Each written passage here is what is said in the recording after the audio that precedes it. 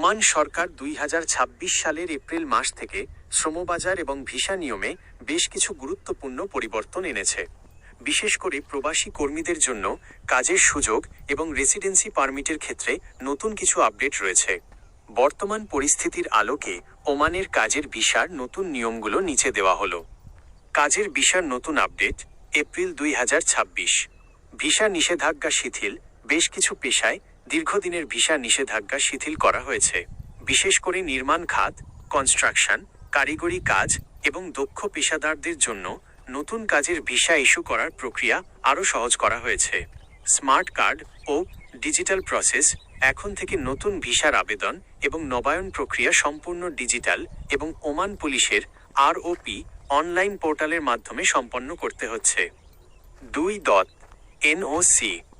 NOC বা অনাপত্তিপত্র নিয়ম। এখন থেকে ওমানে এক কোম্পানি থেকে অন্য কোম্পানিতে কাজ পরিবর্তন করা আগের চেয়ে সহজ। চুক্তির মেয়াদ শেষ হলে বা নিয়োগকর্তার অনুমতি থাকলে কোনো বড় জটিলতা ছাড়াই নক নিয়ে নতুন কর্মস্থলে যোগ দেওয়া সম্ভব। 3. পেশাভিত্তিক দক্ষতা যাচাই।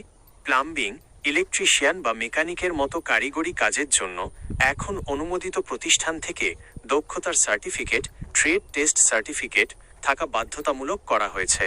এটি ছাড়া এখন কাজের ভিসা পাওয়া বেশ কঠিন। 4. ওমানাইজেশন নীতি। কিছু নির্দিষ্ট প্রশাসনিক এবং সাধারণ ক্লারিক্যাল পজিশনে শুধুমাত্র ওমানি নাগরিকদের নিয়োগ দেওয়া হচ্ছে। তবে টেকনিক্যাল এবং কনস্ট্রাকশন সাইটের কাজের জন্য প্রবাসীদের প্রচুর চাহিদা রয়েছে।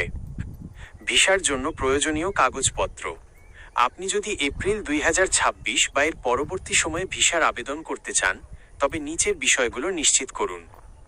বিষয় বিবরণ: পাসপোর্ট অন্তত 6 মাস মেয়াদ থাকতে হবে। মেডিকেল রিপোর্ট, অনুমোদিত গামকা GAMCA সেন্টার থেকে ফিটনেস রিপোর্ট, শিক্ষাগত ও কারিগরি সনদ, সংশ্লিষ্ট কাজের ওপর সার্টিফিকেট যেমন প্লাম্বিং সার্টিফিকেট। ভ্যাকসিনেশন, ওমান স্বাস্থ্য মন্ত্রণালয় নির্ধারিত করোনা বা অন্যান্য টিকার আপডেট কপি। পরামর্শ: ওমানের শ্রম আইন মাঝে মধ্যেই আপডেট হয়, তাই যে কোনো এজেন্সিকে টাকা দেওয়ার আগে সরাসরি ওমানি নিয়োগকর্তার থেকে প্রাপ্ত ভিসা কপি ওমানের সরকারি ওয়েবসাইটে যাচাই করে নেওয়া বুদ্ধিমানের কাজ হবে।